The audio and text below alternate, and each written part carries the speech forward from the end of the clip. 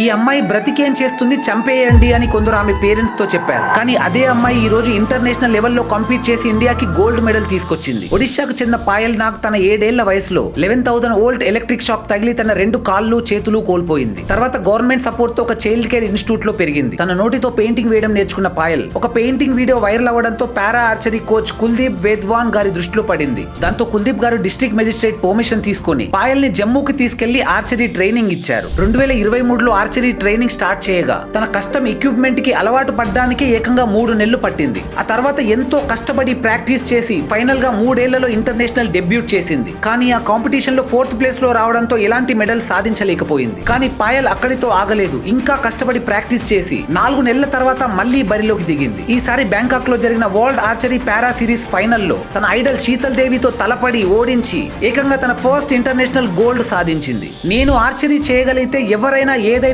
సాధించగలరు అని పాయల్ చెప్తుంది. కాళ్ళు చేతులు కోల్పోయింది కానీ సాధించాలన్న కసి పట్టుదల కోల్పోని పాయల్ మరెన్నో ఇంటర్నేషనల్ మెడల్స్ సాధించాలని ఆశిద్దాం. అండ్ ఫైనల్లీ వీడియో నచ్చితే ఒక్క లైక్ చేయండి.